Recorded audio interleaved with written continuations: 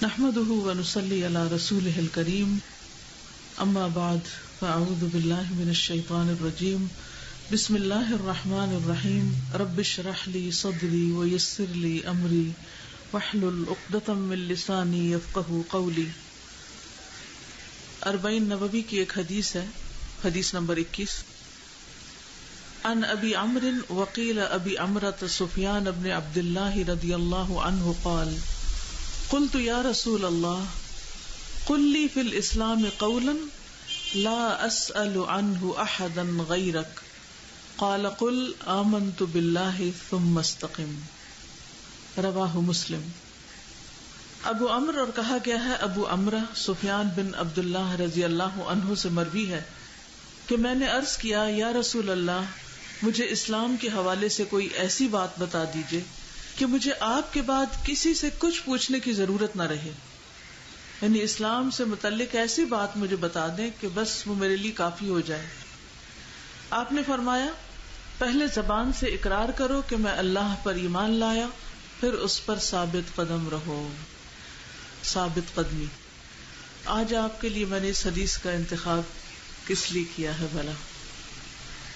تاکہ جو علم آپ نے حاصل کیا ہے، قرآن مجید کو جو آپ نے تھاما ہے، اب اس کورس کے بعد وہ آپ کے ہاتھ سے نہ جائے، ساری زندگی کے لیے آپ کے لیے وہ رہنما ہو، روشنی کا ذریعہ ہو، دنیا میں بھی آپ کا ساتھی ہو، ہر مشکل میں آپ کو اس سے رہنمائی ملے، قبر میں بھی روشنی ہو اس کی وجہ سے، قبر میں بھی آپ کا ساتھی ہو، اور حشر کے میدان میں بھی آپ حاملین قرآن میں سے اٹھیں۔ حاملین قرآن کا کیا مطلب ہوتا ہے؟ وہ جو قرآن کے اٹھانے والے۔ تو obviously جو لوگ رکھ دیں پڑھ کے وہ حاملین میں سے نہیں ہو سکتے۔ تو اللہ سبحانہ و تعالیٰ نے آپ سب کو ایک موقع دیا اور اپنی نعمتوں کی بارش کر دی۔ اب یہ آپ پر ہے کہ آپ ان نعمتوں کو کس طرح تھام کے رکھتے ہیں یا کس طرح ان سے فائدہ اٹھاتے ہیں۔ انسان کو جتنی بھی نعمتیں ملی ہیں ان میں سب سے بڑی نعمت قرآن مجید کی نعمت ہے کہ یہ اللہ کا کلام ہے۔ باقی دنیا میں جو کچھ ہے وہ اللہ کی تخلیق ہے، اللہ کی کریشن ہے، لیکن قرآن مجید اللہ تعالیٰ کا کلام ہے۔ جب آپ اس کو پڑھتے ہیں تو یوں لگتا ہے جیسے وہ آپ سے بات کر رہا ہے، بول رہا ہے۔ تو اس لیے یہ کتاب اور اس کا ایک ایک لفظ جو ہے وہ ہمارے لیے بہت ہی قیمتی اور بہت ہی پیارا اور بہت ہی عزیز ہے اور بہت ہی ویلیوبل ہے، کیونکہ اس جیسی کوئی چیز ہے ہی نہیں۔ دنیا بھر کے علوم اگر اکٹھے کر لیں آپ تو قرآن کے سامنے سمندر کے مقابلے میں قطرے کے برابر بھی نہیں ہے، لیکن ہم چونکہ اس کی ویلیو کو سمجھتے نہیں اس لیے اس پر اس قدر محنت نہیں کرتے جتنی ہم دنیا کی کسی تعلیم کے لیے کرتے ہیں۔ تو الحمدللہ اللہ نے آپ کو چنا اور اس کی تعلیم دی۔ اب اس میں مزید ترقی ہونی چاہیے، نہ کہ تنزل، آگے جانا چاہیے نہ کہ پیچھے۔ تو آئندہ زندگی کا آپ اس طرح محاسبہ کریں، اپنا اس طرح حساب لیں کہ میرا آج میرے کل سے کس طرح بہتر ہے۔ یعنی 1 سال پہلے آپ قرآن نہیں جانتے تھے، اب آپ قرآن مجید جانتے ہیں۔ کوئی ٹارگٹ مقرر کیجئے کہ آج سے 1 سال بعد آپ کے علم میں کتنا اضافہ ہو چکا ہوگا، کیونکہ نبی صلی اللہ علیہ وسلم کو اللہ سبحانہ وتعالیٰ نے جو تلقین کی وَقُلْ رَبِّ زِدْنِي عِلْمًا، اس سے ہمیں یہی پتہ چلتا ہے کہ ہمیں مسلسل اپنے علم کو زیادہ کرتے جانا ہے، اپنے علم میں اضافہ کرتے جانا ہے، اور اس کے لیے انسان کو محنت کرنی پڑتی، اور محنت سے پہلے اس کا شوق اور اس کی نیت اور اس کا ارادہ اور اس ارادے کی سچائی۔ تو الحمدللہ آپ کا ارادے سچے تھے تو اللہ نے آپ کو موقع دیا۔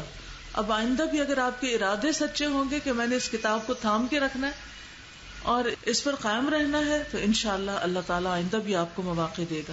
لیکن اگر اس کے پڑھنے کے بعد جس سے دنیا کمانا مقصود ہو، یا اس سے کوئی دنیاوی شہرت، یا دنیا میں لوگوں کے سامنے بہت پاک باز بننا، پائس کہلانا، یا اور کوئی اسی قسم کا گھٹیا مقصد ہو، تو پھر یہ ہمارے حق میں حجت نہیں ہوگی، کتاب ہمارے خلاف حجت ہوگی۔ تو اس لیے ہمیں اپنی نیت کو بھی درست کرنا ہے اور اس کے ساتھ ساتھ محنت کرنی ہے، کوشش کرنی ہے اور آگے بڑھنا ہے۔ تو آئیے اس حدیث کو ایک دفعہ عربی میں سنتے ہیں اور پھر اس کی وضاحت دیکھتے ہیں۔ قل آمنت بالله ثم استقم عن ابي عمرو وقيل ابي عمرة سفيان بن عبد الله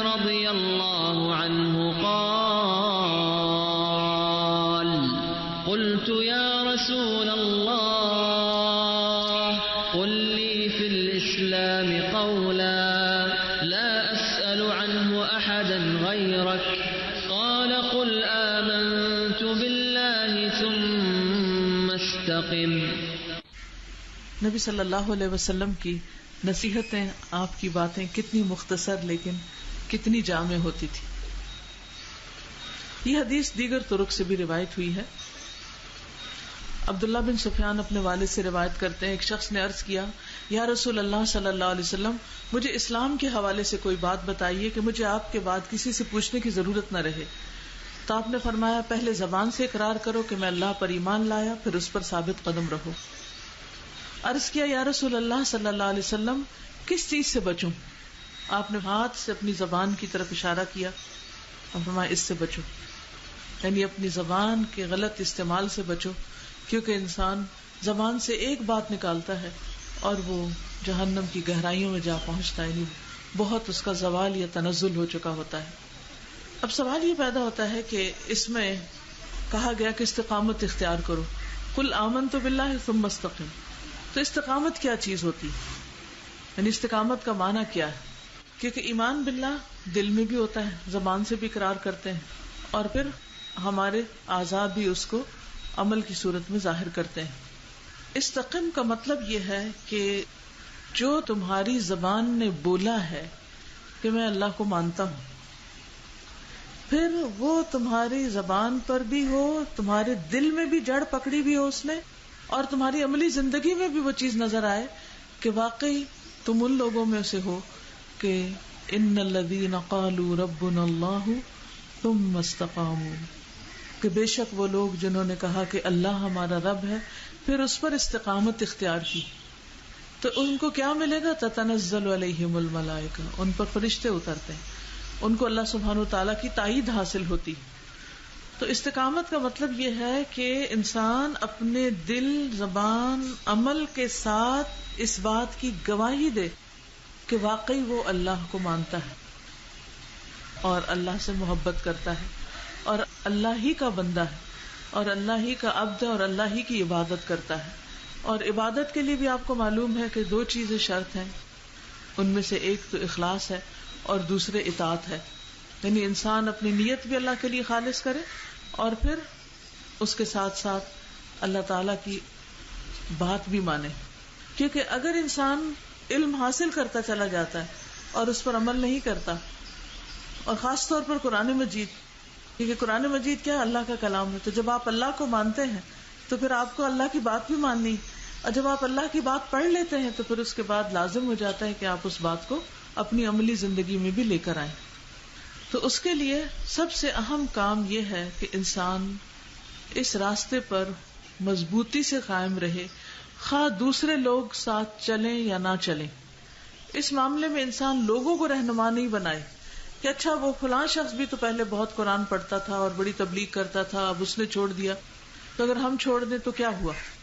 اور اس نے یہ چھوڑا تو دنیا میں بڑی ترقی کی، لیکن اس وقت ہم یہ بھول جاتے ہیں کہ دنیا کتنی ہے، اس کی وقت کتنی ہے، اس کی لمٹ اور اس کی مدت کتنی ہے اور اس کی ویلیو اور ورتھ کتنی ہے، یہ ہم بھول جاتے ہیں. اسی لیے ہم ان لوگوں کو اپنا رول ماڈل بنا لیتے ہیں یا ان کے اوپر رش کرنے لگتے ہیں جو دنیا میں آگے ہوتے ہیں. تو ہمارے لیے کیا ضروری ہے کہ ہم ان سے محبت کریں اور ان کو اپنا رول ماڈل بنائیں جو دین میں ہم سے آگے تھے، اور وہ یقینی طور پر صحابہ کرام تھے، کہ وہ تھے وہ لوگ جنہوں نے دین کے اوپر صحیح معنوں میں استقامت اختیار کی. قل آمنت باللہ ثم استقم پر عمل کیا. قرآن مجید میں اللہ تعالیٰ نے نبی صلی اللہ علیہ وسلم کو بھی یہ حکم دیا ہے. سورۃ ہود میں آتا ہے 111 آیت ہے، فاستقم کما امرت، آپ قائم رہیے اسی طرح جیسے آپ کو حکم دیا گیا ہے.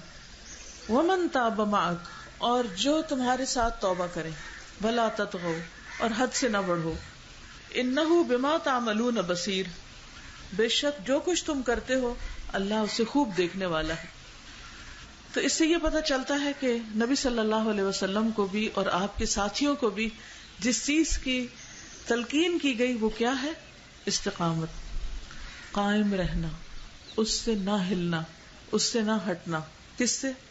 قرآن سے، اللہ سبحانہ وتعالی سے، یعنی اللہ تعالی پر ایمان لانے پر استقامت اختیار کرنی ہے. تو قرآن تو اللہ کی کتاب ہے، اللہ کی رسی ہے، جس کا ایک سرا اللہ تعالیٰ کے ہاتھ میں اور دوسرا سرا ہمارے ہاتھ میں، یعنی اس رسی کو چھوڑنا نہیں. استقامت کے لیے کیا ہے؟ جمے رہنے کے لیے کیا ہے؟ کہ اس کتاب کے ساتھ مضبوط تعلق قائم رکھنا ہے، اس کو اپنی زندگی سے باہر نہیں نکال دینا. یعنی جو بھی طریقہ ممکن ہو اس کے ساتھ اس کتاب کو اپنی زندگی میں شامل رکھنا ہے، تب اس پر استقامت ہوگی. اور پھر یہ ہے کہ استقامت اختیار کرنے کے بعد اچھا اخلاق قابل قبول ہے. یعنی اگر کوئی شخص دین پر قائم نہیں اور صرف اچھے اخلاق سے دل بہلا رہا ہے اپنا اور دوسروں کا، تو یہ کافی نہ ہوگا. کیونکہ حضرت انس بن مالک سے روایت ہے کہ رسول اللہ صلی اللہ علیہ وسلم نے فرمایا کسی آدمی کا ایمان درست نہیں ہوتا، یعنی اللہ پر ایمان لا کے استقامت اختیار کرنی، تو ایمان درست نہیں ہوتا یہاں تک کہ اس کا دل درست نہ ہو، اور اس کا دل درست نہیں ہوتا جب تک کہ اس کی زبان درست نہ ہو. تو گویا زبان کی خرابی جو ہے وہ انسان کے ایمان میں بھی خلل پیدا کر دیتی. تو ایک پورا سرکل ہے. آپ کا دل درست ہوگا تو آپ کا ایمان درست ہوگا. ایمان کب درست ہوگا؟ جب دل درست ہوگا. دل کب درست ہوگا؟ جب زبان درست ہوگی. تو ہمیں اپنے دل، زبان اور عمل کو درست رکھنا ہے. اور عمل کی درستگی میں پھر خاص طور پر اچھا اخلاق آتا ہے، یعنی لوگوں کے ساتھ جو معاملہ ہے وہ درست رکھنا ہے.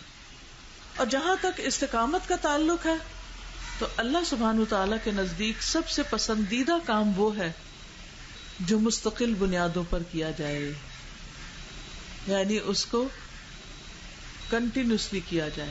یہ نہیں کہ ایک دفعہ کیا پھر روک دیا، پھر چھوڑ دیا، پھر بھول گئے، پھر اس سے غافل ہو گئے، پھر کبھی جوش آیا پھر کر لیا. صرف رمضان میں نمازیں پڑھی، رمضان کے بعد چھوڑ دی، رمضان میں قرآن پڑھا، رمضان کے بعد قرآن سے تعلق ختم کر دیا. تو یہ نہیں ہونا چاہیے. حدیث میں آتا ہے ان احب الاعمال الی اللہ ما دام وان قل، کہ اللہ کے نزدیک سب سے زیادہ پسندیدہ عمل وہ ہے جسے پابندی کے ساتھ کیا جائے، خواہ کم ہی کیوں نہ. تو مثلاً اب قرآن مجید آج آپ کا مکمل ہوا، کل آپ کو اتنا لیسن تو یاد نہیں کرنا، لیکن آپ اس کے ترجمے کی دہرائی سورۃ الفاتحہ سے شروع کر دیں. اور پھر اس سے یہ ہے کہ جو پڑھیں اس پر غور بھی کرتے چلے جائیں. کل تک آپ کے ٹیسٹ لے رہے تھے آپ کے ٹیچرز، اب اپنا ٹیسٹ آپ خود لینا شروع کر دیں اور اپنا جائزہ خود لیں کہ آپ کو کتنا ترجمہ آتا ہے، کتنا نہیں آتا، کتنی فیصد اس میں سے بات سمجھ آتی ہے اور کتنی فیصد کا آپ کو مطلب ہی نہیں آتا. کیونکہ قرآن مجید ایسی کتاب ہے کہ جو بار بار پڑھنے سے ہی دل میں راسخ ہوتی ہے. پھر اسی طرح یہ ہے کہ حدیث میں آتا ہے آپ کو دین میں سے سب سے زیادہ پسندیدہ وہی عمل تھا جس پر دوام ہو، یعنی کہ 1 سال کے لیے بہت پڑھ لیا اور پھر اس کے بعد پوری زندگی اس کو چھوڑ دیا. آل محمد صلی اللہ علیہ وسلم کا طریقہ بھی یہی تھا کہ جب کوئی عمل وہ کرتے تھے تو مستقل مزاجی سے کرتے تھے، یعنی ایک چیز شروع کر لیتے پھر اس کی پابندی کرتے تھے. ہم میں اکثر لوگوں کا حال یہ ہوتا ہے جس دن کوئی لیکچر سنا اس دن جوش جذبہ آیا، وہ چیز اس دن کر لی، اگلے دن پھر سو گئے، پھر بھول گئے. نہیں، اپنے آپ کو نئی نئی اچھی اچھی سنتوں سے متعارف بھی کرانا ہے اور پھر ان کی پابندی بھی کرنی ہے. نبی صلی اللہ علیہ وسلم جس بات کو شروع کرتے تھے پھر اس کو پایا تکمیل تک پہنچاتے. کوئی نماز اگر شروع کرتے تو اس کو ہمیشہ پڑھتے تھے. اسی طرح جیسے ہم دیکھتے ہیں کہ عصر کی جو 2 رکعتیں ہیں ان کو آپ بہت پابندی کے ساتھ پڑھا کرتے تھے. اسی طرح باقی نمازوں کی سنتیں بھی. اچھا، ہم لوگ کیا کرتے ہیں، کبھی سنت پڑھ لیتے ہیں کبھی چھوڑ دیتے ہیں، اور یہ دلیل دیتے ہیں کہ سنت ہمیشہ تو نہیں پڑھنے کی چیز، کہ کبھی کسی مجبوری سے انسان چھوڑ دے. اس میں پھر دیکھنا چاہیے کہ نبی صلی اللہ علیہ وسلم کا طریقہ کیا تھا، کہ آپ اس کی کتنی پابندی کیا کرتے تھے. تو یہ پابندی قرآن مجید کے پڑھنے میں بھی ہونی چاہیے. یہ ہمارے نوافل اور سنتوں میں، یعنی نماز کے ساتھ کی جو سنتیں ہیں ان کے اندر بھی یہ پابندی ہونی چاہیے. اور پورے دین میں ایک طرح سے ہماری استقامت ہونی چاہیے، کیونکہ وَلَا تَمُوتُنَّ إِلَّا وَأَنْتُمْ مُسْلِمُونَ، کہ تمہیں موت نہ آئے مگر اس حال میں کہ تم مسلمان ہو، یعنی اللہ کی فرما برداری کے کام کر رہے ہو، اچھے اچھے کام کر رہے ہو. پھر اسی طرح ایک رسول اللہ صلی اللہ علیہ وسلم نے یہ فرمایا، تم میں سے جو شخص یہ چاہتا ہے کہ اسے جہنم کی آگ سے بچا لیا جائے اور وہ جنت میں داخل ہو جائے، اور یہی بڑی کامیابی ہے نا، تو اسے اس حال میں موت آنی چاہیے کہ وہ اللہ اور یوم آخرت پر ایمان رکھتا ہو اور لوگوں کو وہ دے جو خود لینا پسند کرتا ہو، یعنی جو چیز اس کی اپنی پسند کی. اور یہی اچھے اخلاق کی علامت ہے. اور اگر ہماری زندگی میں صرف اتنی یہ چھوٹی سی نصیحت ہے آپ کی، اگر یہ آ جائے تو ہمارے آس پاس کے سارے جھگڑے، فتنے، فساد سب کچھ ختم ہو جائے. اور یہ ایمان کی علامت ہے، یہ کوئی معمولی بات نہیں ہے. تو اگر ہم لوگوں کا لحاظ ہی نہیں رکھتے، لوگوں کے ساتھ ادب سے پیش ہی نہیں آتے، لوگوں کا احترام نہیں کرتے، لوگوں کی تکلیف کا خیال نہیں کرتے، تو پھر ہمارا ایمان ادھورا ہے. اور اگر ایمان ادھورا ہے تو پھر نیکی کی طرف مزید آگے بڑھنے کی توفیق مشکل ہی ہوتی. پھر اسی طرح یہ ہے کہ استقامت اختیار کرنے کے لیے کچھ کام کرنے کی ضرورت ہے. سب سے پہلی بات تو یہ ہے کہ انسان صراط مستقیم کو پہچانے کہ صحیح ہے کیا، اور وہ ہمیں کہاں سے پتہ چلتا ہے؟ اللہ کی کتاب سے.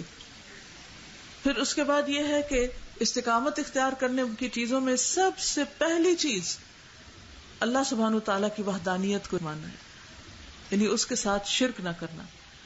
خواہ کسی کو جان سے مار دیا جائے لیکن وہ شرک نہ کرے.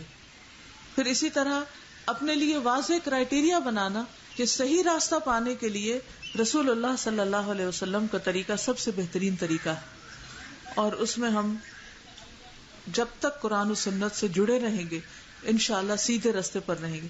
اور جب سیدھا راستہ مل جائے گا اور اس پر چلنا شروع کر دیں گے تو انشاءاللہ استقامت بھی نصیب ہوگی. پھر استقامت کے لیے ضروری ہے علم حاصل کرتے رہنا، کیونکہ من سلک طریقا یلتمس فیہ علما سہل اللہ لہ طریقا الی الجنہ. جو ایسے راستے پر چلا کہ وہ علم تلاش کرتا ہے تو اللہ تعالیٰ اس کے لیے جنت کا راستہ آسان کر دیتے ہیں. تو پھر استقامت کے لیے کیا ضروری ہے کہ اللہ کے راستے پہ چلتے رہیں. اللہ کے راستے پر کیسے چلنا؟ علم حاصل کرتے رہنا. پھر اسی طرح جماعت سے جڑے رہنا، یعنی آج تک آپ کے جو ساتھی تھے جن کے ساتھ مل کر آپ نے قرآن پڑھا، یہ نہیں کہ کل ان کو بالکل ہی بھول جائیں. ایک دوسرے کی خبر گیری رکھیں، ایک دوسرے کے حال احوال معلوم کرتے رہیں. یعنی فرینڈز فار لائف ہونا چاہیے. یہ نہیں کہ چلیں بس وہ اتفاق سے ہم اکٹھے ہو گئے تھے ایک بیچ میں اور اس کے بعد سب اپنے اپنے گھروں کو گئے، شادیاں ہوئی، بچے ہوئے، فیملی ہے، اپنی دعوتیں ہیں اور سیر و تفریح ہے، بس اپنی نئی زندگی ہے، بس یہی دنیا میں جنت مل گئی اور اب کافی ہے. نہیں، مومن آخرت کے لیے جیتا ہے، اور جب آخرت کے لیے جیتا ہے تو پھر اس کی کچھ پرائرٹیز ہوتی ہیں کہ جن کے ساتھ وہ اپنے مقصد کی تکمیل کرتا ہے. اور ان میں سے ایک یہ ہے کہ انسان ان راستوں پر چلتا رہتا ہے اور ان ساتھیوں کو ساتھ لے کے چلتا ہے کہ جو اس کے ایمان میں اضافے کا باعث بنتے ہیں. یعنی ایسے لوگوں کی دوستی نہایت ضروری ہے جو آپ کے ایمان کے ساتھی ہوں. یعنی ایمان پہ قائم رہنے کے لیے کیا ضروری ہے؟ ایمان کے ساتھیوں کا ہونا. اگر وہ آپ کی زندگی سے نکل جائیں گے تو آپ ایمان پہ قائم نہیں رہ سکیں گے. اللہ کی خاطر دوستی کا اتنا بڑا اجر ہے کہ قیامت کے دن جب سورج سوا نیزے کے قریب آ جائے گا اور ہر شخص پسینے میں ڈوبا ہوا ہوگا، اس وقت ایسے لوگوں کو عرش کا سایہ نصیب ہوگا. کس قدر خوبصورت بات اور کتنا خوبصورت مقام ہے. یعنی اس وقت بھی دنیا میں جب تپتی دھوپ میں ہم ہوتے ہیں تو دل چاہتا ہے کوئی چھوٹا سا بھی درخت ہو تو اس کے سائے میں رستے میں رک جائیں. یعنی پیدل چلنا پڑے کسی گلی میں اگر دوپہر کے وقت تو چھوٹا سا سایہ، حتیٰ کہ آپ دیکھیں گے کچھ لوگ دیواروں کے ساتھ لگ لگ کے چل رہے ہوتے ہیں کیونکہ دیوار کا سایہ ان پہ پڑ رہا ہوتا ہے. تو دنیا میں ایک چھوٹے سے سائے کی بھی ہم قدر کرتے ہیں. تو قیامت کے دن جب کہ سخت گرمی کا دن ہوگا اور پریشانی کا دن ہوگا، کیا آپ نہیں چاہیں گے کہ اس دن آپ کو کیا نہ ملے؟ عرش کا سایہ. عرش کا سایہ. ایک ٹینٹ کا سایہ بھی اچھا لگتا ہے دھوپ میں، تو عرش کا سایہ تو کتنا ٹھنڈا ہوگا، کتنا پیارا ہوگا. اور وہ کیسے ملتا ہے؟ اللہ کی خاطر دوستی اور محبت سے. اور یہ دوستی مفت میں نہیں مل جاتی، اس کے لیے بہت کچھ برداشت کرنا پڑتا ہے، اس کے لیے ایک دوسرے کو ٹالریٹ کرنا پڑتا ہے. کیونکہ جب آپ اللہ کے لیے محبت کرتے ہیں تو پھر بڑے بڑے قصور معاف کر جاتے ہیں، کیونکہ آپ کے لیے محبت کی ایک ہی بنیاد کافی ہے کہ یہ شخص اللہ کے لیے گھر سے نکل کے یہاں آیا ہے، یہ اللہ کی خاطر نکلا ہے، یہ اللہ کی خاطر علم حاصل کر رہا ہے. اس میں 100 غلطیاں ہوں گی اور اسی لیے تو آیا کہ اس کی غلطیاں ٹھیک ہو، ورنہ تو وہ آئی کیوں؟ تو غلطیاں بھی وقت کے ساتھ ساتھ ٹھیک ہو جائیں گی، وہ اچھا بھی ہو جائے گا. ابھی درگزر کرنے کی ضرورت. نبی صلی اللہ علیہ وسلم کس قدر غلطیوں کو معاف کر دیا کرتے تھے اور کس قدر اپنے ساتھیوں سے محبت کرتے تھے کہ ہر شخص یہ سمجھتا تھا کہ آپ سب سے زیادہ اس سے محبت کرتے ہیں. آج کیا ہمارے ساتھی بھی ہمیں یہ سمجھتے؟ ہم اپنے آپ کو یہاں رکھ کے دیکھیں، کیا ہمارے ساتھی ہم سے محبت کرتے؟ اور اگر ہمارے ساتھی ہم سے محبت نہیں کرتے تو ہم خسارے میں ہیں، چاہے ہم اپنے زوم میں بڑے ہی اچھے کیوں نہ ہو اور بڑے ٹیلنٹڈ کیوں نہ ہو، خسارے میں ہیں. اور وہاں عرش کے سائے سے محرومی ہو سکتی ہے اگر اللہ کی خاطر محبت کامیاب. تو اللہ کی خاطر محبت صرف سلیکٹڈ لوگوں سے نہیں ہوتی کہ اچھا ہاں یہ مجھے اچھا لگتا ہے کیونکہ اس کی بھویں بڑی خوبصورت ہیں تو چلو اس سے دوستی کر لیتے ہیں. یہ اللہ کی خاطر دوستی نہیں ہے. اللہ کی خاطر دوستی ہر اس شخص سے جو اللہ کے لیے آپ کو ملتا ہے. آپ کا اور اس کا کوئی خونی رشتہ نہیں سوائے اس کے کہ وہ دین میں آپ کا مددگار ہے یا وہ بھی دین کے کام کے لیے نکلے اور آپ بھی دین کے کام کے لیے نکلیں. That's it. یہی معیار کافی. پھر چاہے وہ خامیوں سے بھرا ہوا یا خوبیوں سے بھرا ہوا. اس میں کیا کمال کی بات ہے کہ جو آپ کے ساتھ اچھے ہیں آپ ان کے ساتھ اچھے ہیں. بات تو یہ ہے نا کہ جو آپ کے ساتھ اچھے نہیں پھر آپ ان کے ساتھ اچھے ہو کر دکھائیں. تو جماعت سے جڑے رہنا جو ہے، اچھے دوستوں سے جڑے رہنا جو ہے، یہ استقامت کا ذریعہ ہے. ہاں؟ اب آپ دیکھیے کہ یہ جتنے بھی ٹینٹ ہیں، جتنا بڑی چھت ہے، یہ کس کے سہارے کھڑی ہے؟ ان پلرز کے نا. اگر یہ ہٹا دی جائے تو یہ سب نیچے آ گرے. تو کسی بھی چیز کو قائم رہنے کے لیے پکڑنے کو کوئی چیز چاہیے. تو اللہ کی خاطر دوست جو ہوتے ہیں وہ انسان کو گرنے سے بچاتے ہیں، پھسلنے سے بچاتے ہیں، پکڑتے ہیں اور سیدھے رستے پر رکھنے کی کوشش کرتے ہیں. نبی صلی اللہ علیہ وسلم نے فرمایا شیطان اس کے ساتھ ہے جو جماعت سے علیحدہ ہو، وہ اس کو ایڑی مار کے بھگاتا ہے، یعنی بہت دور لے جاتا ہے، اپنے ساتھ لے جاتا ہے، اپنے رستے پہ چلا دیتا ہے. پھر اسی طرح یہ ہے کہ فرائض اور واجبات کی ادائیگی بہت ضروری ہے.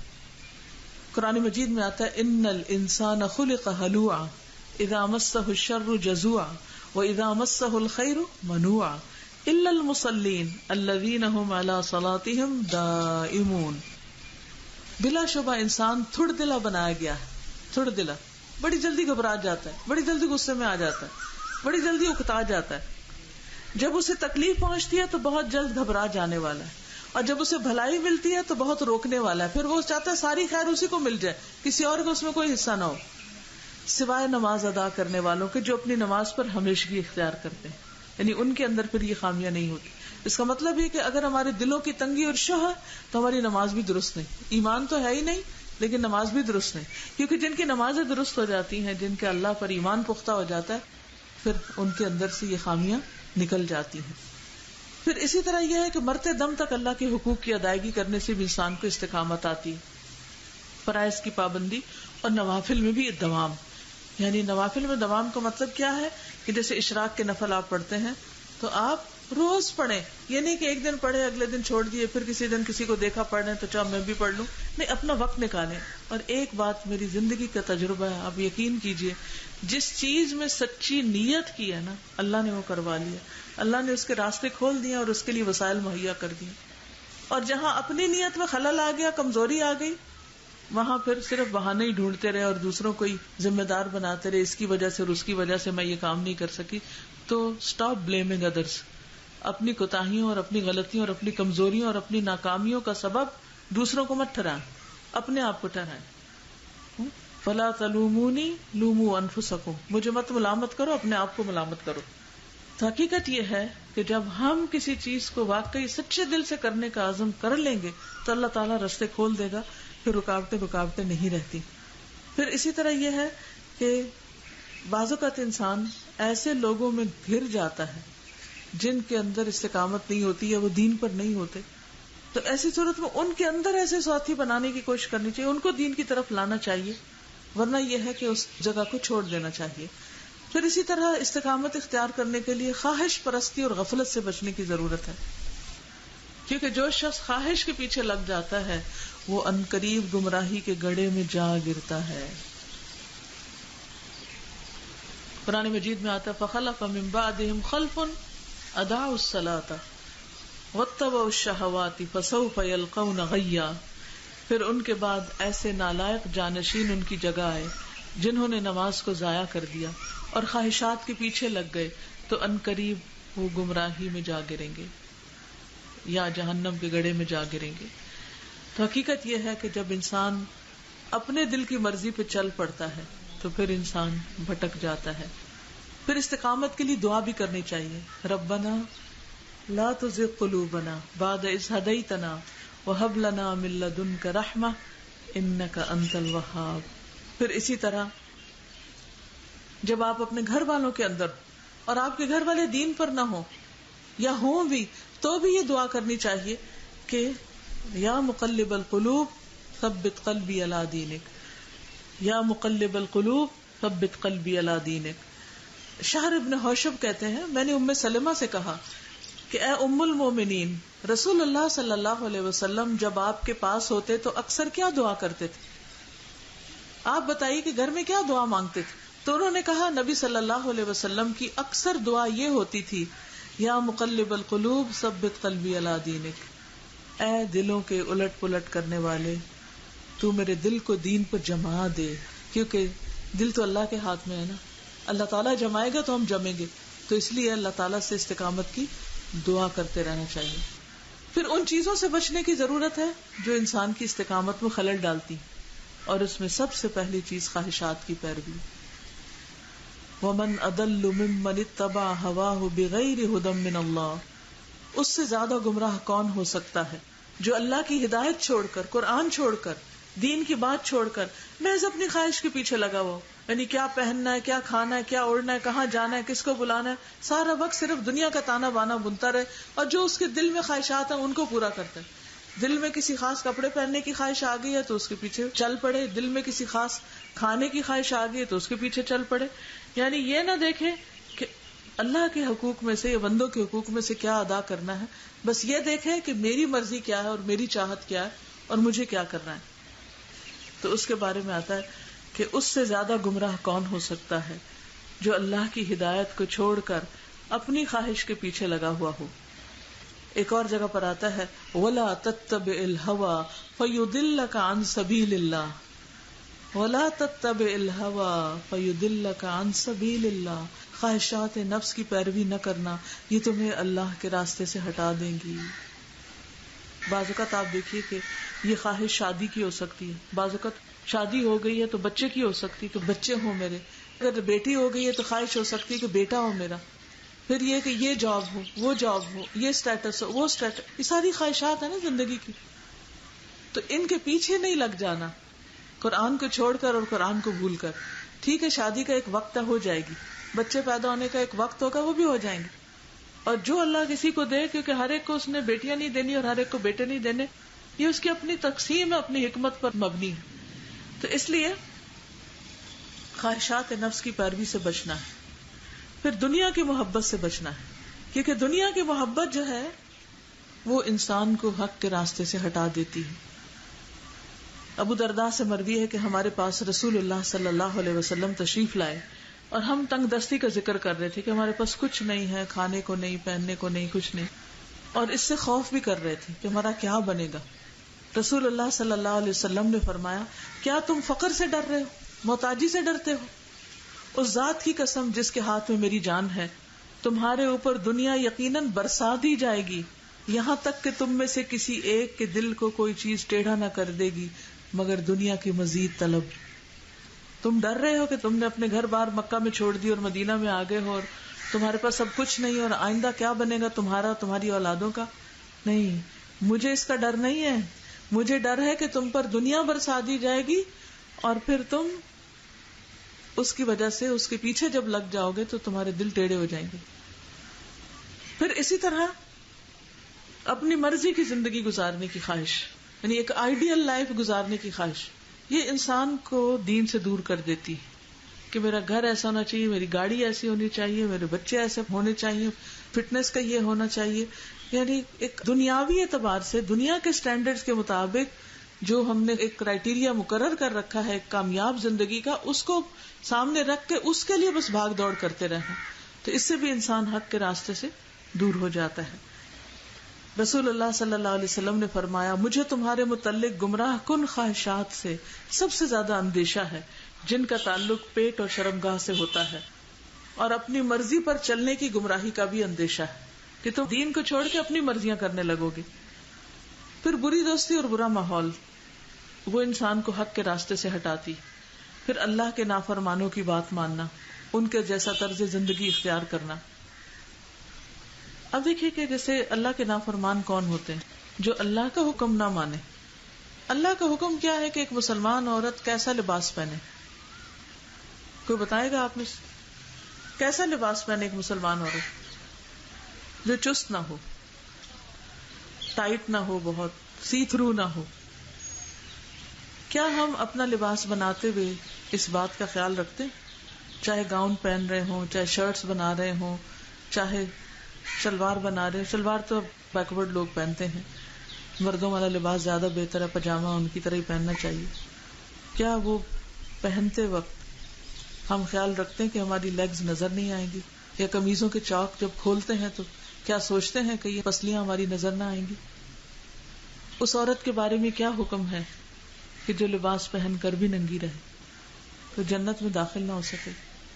وہ کسی اور کی بات نہیں، وہ اپنے اوپر لا کر دیکھے. اور جب کپڑے پہنے تو آئینے میں یہ نہ دیکھیں کہ ہم لوگوں کے معیار کے مطابق کتنے پورے اتر رہے ہیں، یہ دیکھیں کہ اللہ کے نظر میں کیسے لگ رہے ہیں اس وقت. اور اگر اللہ تعالیٰ ہماری طرف دیکھ ہی نہیں رہا، وہ ناراض ہے ہم سے، تو ساری دنیا بھی راضی ہو جائے تو ہمیں کچھ نہیں ملے گا، کچھ نہیں پائیں گے. پھر اسی طرح اللہ کی نافرمانی اور خصوصاً کبیرہ گناہوں سے بچنا ہے، بے حیائی کے کاموں سے بچنا ہے. زنا، شراب، کیونکہ زنا کے وقت کوئی شخص مومن نہیں ہوتا، شراب پیتے وقت کوئی شخص مومن نہیں ہوتا، چوری کرتے وقت کوئی شخص مومن نہیں ہوتا. پھر اسی طرح منافقت، دوہرے معیار، دل میں کچھ، زبان پہ کچھ، اندر کچھ، باہر کچھ، کہیں کچھ کہیں کچھ. دین کی مجلس میں حاضر ہوئے تو اپنے آپ کو خوب ڈھک لیا، اور جب وہاں سے نکلے کسی دنیا کی محفل میں گئے تو ویسے بن گئے. تو یہ ڈبل سٹینڈرڈز ہیں، یہ دو رخی پالیسی ہے. جبیر بن نفیر کہتے ہیں کہ میں ہمس میں ابو درداء کے پاس گیا اور وہ اپنی مسجد میں کھڑے نماز پڑھ رہے تھے. جب وہ تشہد میں بیٹھے تو نفاق سے اللہ کی پناہ مانگنے لگے. جب انہوں نے سلام پھیرا تو میں نے ان سے کہا، ابو درداء، یہ صحابی ہے نا، اللہ آپ کو معاف فرمائے، آپ کا نفاق سے کیا تعلق؟ آپ تو مومن انسان ہیں، سچے انسان ہیں، آپ کا اور نفاق کا کیا جوڑ؟ انہوں نے 3 دفعہ کہا، یا اللہ معاف کر دینا، یا اللہ معاف کر دینا، یا اللہ معاف کر دینا. فرمایا، اللہ کی قسم، ایک آدمی ایک ہی گھڑی میں فتنے میں ڈال دیا جاتا ہے اور وہ اپنے دین سے پھیر دیا جاتا ہے. تو یا اللہ ہم پر وہ وقت نہ لانا، وہ گھڑی نہ لانا کہ ہم دین سے پھر جائیں. پھر یہ یاد رکھیے کہ جب کوئی شخص استقامت اختیار کرتا ہے تو اس کا فائدہ کیا ملتا ہے اس کو؟ آپ میں سے کوئی بتائے گا؟ پہلی چیز، ہاں، دنیا کا خوف نکل جاتا ہے. ٹھیک ہے، فرشتے اس کے مددگار بن جاتے ہیں. اللہ تعالیٰ فرشتوں سے مدد دیتا ہے. ان الذین قالوا ربنا اللہ ثم استقاموا تتنزل علیہم الملائکۃ الا تخافوا ولا تحزنوا. اس کی زندگی سے خوف اور غم نکل جاتا ہے. اچھا، تو فرشتے کیسے ساتھ ہوتے ہیں؟ نبی صلی اللہ علیہ وسلم نے فرمایا، بے شک بعض لوگ مسجد نشین ہوتے ہیں کہ فرشتے ان کے ہم نشین ہوتے ہیں. اگر وہ غائب ہو جائے تو وہ انہیں تلاش کرتے ہیں، اگر وہ بیمار ہو جائیں تو ان کی تیمارداری کرتے ہیں، اگر انہیں کوئی ضرورت ہو تو ان کی مدد کرتے ہیں. یعنی وہ ان کے ساتھ مددگار بن جاتے ہیں، ان کو تنہا نہیں چھوڑتے. پھر دنیا کی نعمتیں بھی ملتی ہیں انسان کو. وَأَن لَوِ اسْتَقَامُوا عَلَى الطَّرِيقَةِ لَأَسْقَيْنَاهُم مَاءً غَدَقًا. اور یہ وحی کی گئی کہ اگر وہ سیدھے راستے پر قائم رہتے تو ہم انہیں ضرور بہت وافر پانی پلاتے. یعنی دنیا کی نعمتیں اور دنیا کا مال اور دنیا کی ترقی، یعنی دین پر استقامت کا یہ فائدہ ہوتا ہے. اور ایک اور آیت میں آتا ہے، من عمل صالحا من ذکر او انثى وهو مؤمن فلنحيينه حیاتا طیبہ ولنجزینہم اجرہم باحسن ما كانوا يعملون.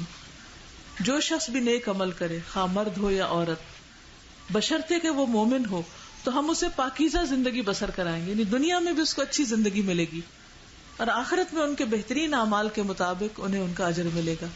یعنی دنیا میں بھی انسان بہت سے گناہوں سے بچے گا اور بہت سی نعمتوں کو پالے گا، بس صرف یہ کہ کسی بھی حال میں دین کو نہیں چھوڑنا. پھر اسی طرح اس استقامت کا فائدہ قبر میں بھی ہے. کیا؟ قبر کے سوالوں کے جواب آئیں گے. یثبت اللہ الذین آمنوا بالقول الثابت فی الحیات الدنیا وفی الآخرہ. اللہ ثابت بات کے ذریعے دنیا کی زندگی میں بھی اور آخرت میں یعنی قبر میں بھی انسان کو استقامت دے گا. جب فرشتے پوچھیں گے تو وہ گھبرائے گا نہیں، ان سوالوں کے جواب آسانی سے دے سکے گا. پھر ہم دیکھتے ہیں کہ دنیا میں ایمان پر استقامت اختیار کرنے والوں کی کچھ مثالیں ہیں، جن میں سب سے بڑی مثال حضرت ابراہیم علیہ السلام کی ہے کہ ان کو آگ میں پھینکا گیا، تب بھی انہوں نے کلمہ توحید نہیں چھوڑا، اور کیا کہا؟ حسبنا اللہ و نعم الوکیل۔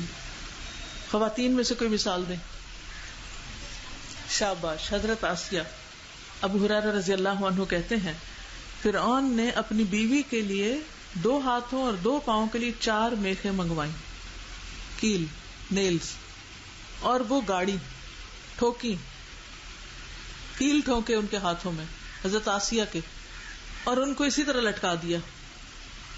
تو جب وہ فرعونی ان سے الگ ہوتے تو فرشتے ان پر سایہ کر لیتے۔ انہوں نے کہا اے میرے رب، میرے لیے جنت میں اپنے پاس گھر بنا دے، اور مجھے فرعون اور اس کے عمل سے نجات دے، اور مجھے ظالم لوگوں سے چھٹکارا دے۔ تو اللہ تعالیٰ نے جنت میں ان کے گھر سے پردہ ہٹا کر انہیں دنیا میں ان کو جنت کا گھر دکھا دیا۔ یہ ان کی استقامت کی جزا تھی ان کے لیے۔ تو ایک انسان جب اللہ کے راستے پر جم جاتا ہے تو اللہ سبحانہ وتعالیٰ اسے دنیا میں بھی اچھی بشارتیں دے دیتا ہے، اچھی خوشخبریاں مل جاتی ہیں۔ اور کون تھے استقامت اختیار کرنے والے؟ صحابہ میں سے بتائیے کوئی۔ شاباش، حضرت بلال رضی اللہ تعالیٰ عنہ، انہیں لوہے کی زرہ پہنائی جاتی، انہیں دھوپ میں لٹایا جاتا، ان کے اوپر آج کل دھوپ ہے نا اور گرمی، تو آپ سوچئے کہ تپتی ہوئی ریت لے کے اوپر رکھ دے یا گرم پتھر کو سینے پہ رکھ دے تو انسان کا حال کیا ہوگا، لیکن اس کے باوجود وہ عہد کرتے۔ پھر اسی طرح ایک قوم کی استقامت کی داستان قرآن مجید میں ملتی، کون ہے وہ؟ شاباش، اصحاب الاخدود۔ ان کے لیے ٹرنچز یعنی خندقیں کھدوائی گئی تھی اور ان میں آگ بھر دی گئی تھی اور اس میں ان کو پھینکا جا رہا تھا، پھر بھی وہ نہیں باز آئے، انہوں نے لا الہ الا اللہ کہنا نہیں چھوڑا۔ اللہ تعالیٰ نے ہمیں کتنے امن میں رکھا ہوا ہے اور اتنی آسانیوں کے ساتھ ہمیں کہا گیا کہ ہم دین پر قائم رہیں، اور پھر بھی ہم اس کو مشکل سمجھتے ہیں۔ تو پچھلے لوگوں کی آزمائشیں بہت بڑی بڑی تھی، ہماری آزمائشیں کچھ بھی نہیں ہیں، لیکن پھر بھی وہ دین پر قائم رہے۔ اور جو شخص استقامت اختیار نہیں کرتا پھر اس کا انجام کیا ہوتا ہے، یہ بھی تو دیکھ لینا چاہیے نا کہ کرنے کا فائدہ کیا ہے، اور کس کس نے کیا اور کیسے کیسے استقامت کی، اور جنہوں نے نہیں کیا پھر ان کا حال کیا ہوا۔ سب سے پہلی بات تو یہ ہے کہ انسان آہستہ آہستہ دین سے ہی نکل جاتا ہے، یعنی پھر نمازیں چھوٹنے لگتی ہیں، فرائض چھوٹنے لگتے ہیں، اچھے کام چھوٹنے لگتے ہیں، صبح دیر سے اٹھے، اپنی ذمہ داریوں سے انسان غفلت برتنے لگتا ہے، اور اس طرح دین کو خیر بات کہہ دیتا ہے، اور پھر انسان جانور سے بھی بدتر ہو جاتا ہے۔ قرآن مجید میں کسی کی مثال کتے سے دی گئی ہے، وہ کون ہے؟ تو سوچئے کہ یہ کوئی معمولی بات نہیں ہے۔ سورۃ الاعراف 175 176 میں اللہ تعالیٰ فرماتے ہیں وَاتْلُ عَلَيْهِمْ نَبَأَ الَّذِي آتَيْنَاهُ آيَاتِنَا فَانْسَلَخَ مِنْهَا فَأَتْبَعَهُ الشَّيْطَانُ فَكَانَ مِنَ الْغَاوِينَ وَلَوْ شِئْنَا لَرَفَعْنَاهُ بِهَا وَلَكِنَّهُ أَخْلَدَ إِلَى الْأَرْضِ وَاتَّبَعَ هَوَاهُ فَمَثَلُهُ كَمَثَلِ الْكَلْبِ إِنْ تَحْمِلْ عَلَيْهِ يَلْهَثْ أَوْ تَتْرُكْهُ يَلْهَث ذَلِكَ مَثَلُ الْقَوْمِ الَّذِينَ كَذَّبُوا بِآيَاتِنَا فَاقْصُصِ الْقَصَصَ لَعَلَّهُمْ يَتَفَكَّرُونَ۔ اور انہیں اس شخص کا حال سناؤ جسے ہم نے اپنی آیات عطا کی تھی۔ آیات کس کو کہتے ہیں؟ قرآن کو، اللہ کی کتاب۔ ہم نے اس کو اپنی آیات دی تھی، آپ کو ملی، اس کو بھی ملی تھی، لیکن وہ ان سے صاف نکل گیا، ان کی پابندی سے بھاگ گیا، تو شیطان اس کے پیچھے پڑ گیا، چنانچہ وہ گمراہ ہو گیا۔ اور اگر ہم چاہتے تو اسے ان کے ذریعے بلند کر دیتے، انہیں قرآن کے ذریعے بلندی ملتی، مگر وہ تو زمین سے چمٹ گیا اور اپنی خواہش کے پیچھے لگ گیا۔ اس کی مثال کتے کی سی ہے، اگر تو اس پر حملہ کرے تو بھی ہانپتا، نہ کرے تو بھی ہانپتا ہے۔ یہ ان لوگوں کی مثال ہے جنہوں نے ہماری آیات کو جھٹلا دیا۔ ایسے قصے بیان کرتے رہو، شاید یہ لوگ غور و فکر کریں۔ یعنی اللہ تعالیٰ نے اس کا حکم دیا نبی صلی اللہ علیہ وسلم کو کہ لوگوں کو یہ مثالیں، یہ واقعات، یہ حقیقی زندگی کی کہانیاں بتاتے رہیں، شاید کہ وہ غور و فکر کریں اور دین سے دور نہ جائیں۔ یہ تو ہے دنیا میں انجام۔ موت کے وقت کیا ہوتا ہے؟ جو لوگ دین پر استقامت اختیار نہیں کرتے، موت کے وقت ان کا حشر کیا ہوتا ہے؟ کلمے کی توفیق نہیں ہوتی اور فرشتے سختی سے روح کھینچتے، مارتے ہیں ان کو، موت کے وقت ان کی پٹائی شروع ہو جاتی. ان الذین توفاہم الملائکۃ ظالمی انفسہم قالوا فیم کنتم قالوا کنا مستضعفین فی الارض قالوا الم تکن ارض اللہ واسعۃ فتہاجروا فیہا فاولئک مأواہم جہنم وساءت مصیرا. بے شک وہ لوگ جنہیں فرشتے اس حال میں قبض کرتے ہیں کہ وہ اپنی جانوں پر ظلم کرنے والے ہوتے ہیں، کہتے ہیں تم کس کام میں تھے؟ وہ کہتے ہیں ہم اس سرزمین میں نہایت کمزور تھے. وہ کہتے ہیں کہ اللہ کی زمین وسیع نہ تھی کہ تم اس میں ہجرت کر جاتے؟ تو یہ وہ لوگ ہیں جن کا ٹھکانہ جہنم ہے اور وہ لوٹنے کی بری جگہ ہے. یعنی فرشتے جب انہیں ماریں گے تو ان سے بات بھی کریں گے، ہم نہیں سنتے وہ بات، لیکن وہ ان سے بول رہے ہوتے ہیں. وہ پوچھتے ہیں کہ تم کیوں نہیں اللہ کے حکم پہ عمل کر رہے تھے؟ تو کہتے ہیں ہم بڑے ویک تھے، ہمارے اوپر بہت پریشرز تھے، ہم وہ پریشرز نہیں لے پا رہے تھے، تو ہم پھر جو لوگ کر رہے تھے وہی کرنا شروع ہو گئے. تو کہیں گے کہ اللہ کی زمین وسیع نہ تھی، ہجرت کر جاتے، تم ان لوگوں کو چھوڑ کر نیک لوگوں کے ساتھ جا ملتے. تو اس کے بعد یہ ہے کہ قیامت تک انسان کو مسلسل قبر میں بھی عذاب ہے، جو قرآن پڑھ کر بھلا دے اور غافل ہو جائے. آپ صلی اللہ علیہ وسلم نے فرمایا، میں نے آج رات ایک خواب دیکھا کہ 2 آدمی میرے پاس آئے، انہوں نے میرے ہاتھ تھام لیے اور مجھے ارض مقدس کی طرف لے گئے. چنانچہ ہم آگے بڑھے تو ایک ایسے شخص کے پاس آئے جو سر کے بل لیٹا ہوا تھا.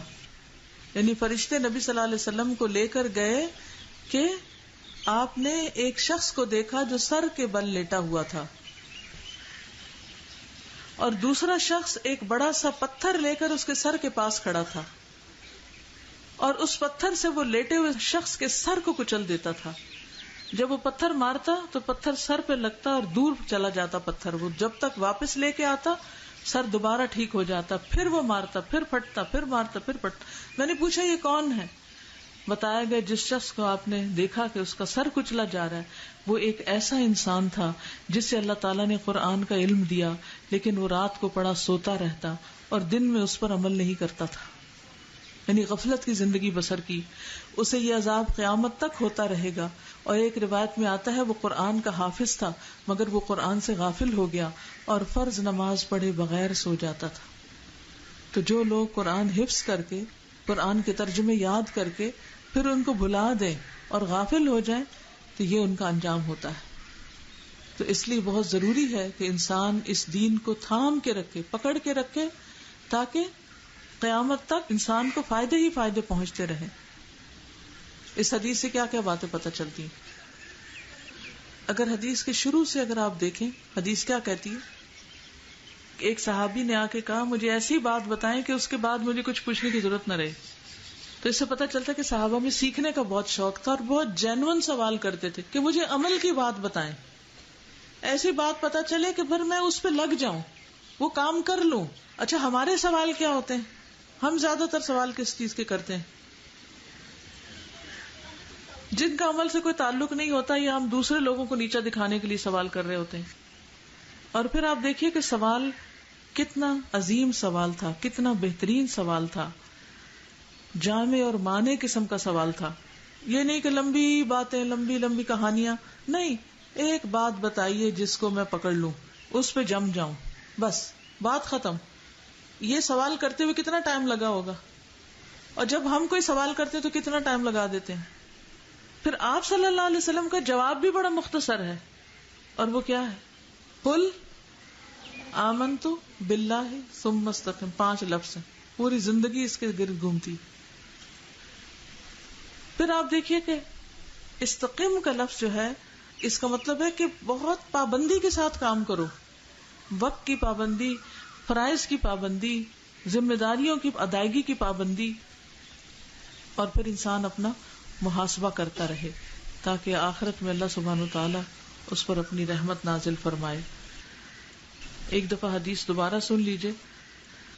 قل آمنت بالله ثم استقم عن أبي عمرو وقيل أبي عمرة سفيان بن عبد الله رضي الله عنه قال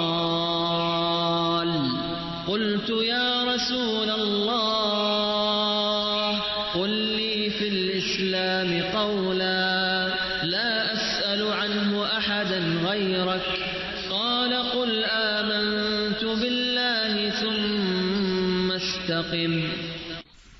تو اللہ تعالیٰ سے دعا کرتی ہوں کہ اللہ تعالیٰ ہمیں دین پر مرتے دم تک استقامت عطا فرمائے، اور یہ قرآن ہمارے سینوں کی بہار اور ہمارے دلوں کے لیے روشنی اور ہمارے ایمان میں اضافے کا ذریعہ ہو، اور ہم ہر حال میں اس کی خدمت کرتے رہیں، اور قیامت کے دن اللہ تعالیٰ ہمیں حاملین قرآن میں سے اٹھائے اور ہماری دنیا اور آخرت کی ساری پریشانیاں دور فرمائے، اور جن جن لوگوں کو جو بھی کسی آزمائش میں سے گزرنا پڑ رہا ہے، کوئی دکھ ہے، تکلیف ہے، اللہ تعالیٰ ان کی ساری تکلیفوں کو دور فرمائے. جتنی بہنیں یہاں آئی ہیں ان کا آنا قبول ہو، اور اللہ تعالیٰ ہم سب کو اپنے مقرب بندوں میں شامل کر لے. اس کے ساتھ ہی آپ سے اجازت چاہتی ہوں. وآخر دعوانا ان الحمد للہ رب العالمین. سبحانک اللہم وبحمدک اشہد ان لا الہ الا انت استغفرک واتوب الیک. السلام علیکم ورحمۃ اللہ وبرکاتہ. ویڈیو کے نیچے سبسکرائب کے بٹن پہ کلک کریں، بیل کے آئیکن پہ کلک کیجیے تاکہ ہر نئی ویڈیو کی نوٹیفیکیشن